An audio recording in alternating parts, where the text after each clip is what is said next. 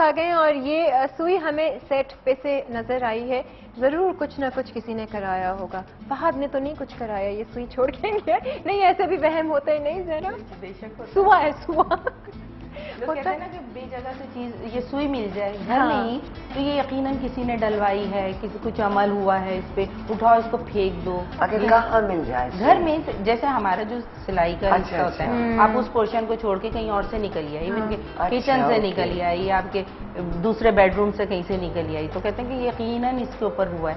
आप इसको सुई को फेंक दें या कहीं मट्टी में दबा दें। यकीन वाली बात है। आप कहते हैं कि आप रख के भूल गए होंगे, ऐसा मत सोचे। अगर ऐसी झूठी मुट्ठी का तावीज ही आप फेंक देना किसी के घर में, गुच्छा डाल दें, वो समझेगा कि किसी ने कुछ कराया। किरण, किसी के पास इतना टाइम है कि वो अपनी परेशानियों को छोड़ के दूसरों के लिए कुछ करवाए? लोगों के पास बड़ा टाइम होता है, यहाँ पर बहुत कुछ करवाते हैं। नहीं भैया, अपनी इबादतें करो, अपने मुसल्ले ठीक कर लो, दूसरों के पीछे मत लगो।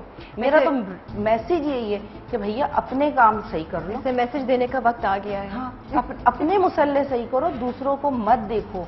वो क्या है क्या नहीं है वो जाने, उसका रब जाने। जबरदस्त जबरदस्त। और ये जो हमारी यहाँ पर ग्रेसफुल लेडीज बैठी हैं, इनके जहन में क्या है इस वक्त, क्या चल रहा है, कितना वहम लेकर आप यहाँ से जाएंगी? फौजिया जिस नहीं, मैं वहम तो नहीं लेके जाऊंगी। बड़ा इंटरेस्टिंग था, मैंने खुद भी बहुत कुछ सीख लिया। क्योंकि ये एक ऐसा सब्जेक्ट है जिसके बारे में कुछ हैं तो ये सुपरस्टिशंस जो हम सबको पता है, मगर मैंने कभी इसके बारे में सोचा नहीं। And it was quite interesting, but it's nice. और यकीन नहीं है जी किरण, अल्हम्दुलिल्लाह बहुत अल्लाह पे फेथ है, पढ़ते हैं बस, ठीक है, ये सब चीजें हैं अपनी जगह। बट बहरहाल अगर आपने पूछा कि मेरे माइंड पे क्या है, तो मेरे माइंड पे आज ये है कि मैं चाहती हूँ कि पाकिस्तान के अंदर तमाम जो 18 साल से उम्र के लोग हैं वो अपनी वोटर रजिस्ट्रेशन कराएं। मैं चाहती हूँ कि ये कितनी जबरदस्त चीज है और ये एक ऐसा पावरफुल चीज है, एक अपने इलेक्शन में हिस्सा लेना, कि तमाम शहरियों को इसमें दिलचस्पी रखनी चाहिए। उनका हक है बिल्कुल। एंड आई विश कि वो अपने को रजिस्टर कराएं, ताकि आइंदा जब कभी पाकिस्तान में इलेक्शन हो तो अपने वोट के जरिए एक जबरदस्त पाकिस्तान के अंदर अच्छी तब्दीली ला सकें और अपनी मर्जी से वोट दीजिए। बिल्कुल। जहरा जी, आपके जहन में क्या चल रहा है? मेरे जहन में किस स्पिरिचुअलिटी के किस लेवल पर आप अभी इस वक्त हैं?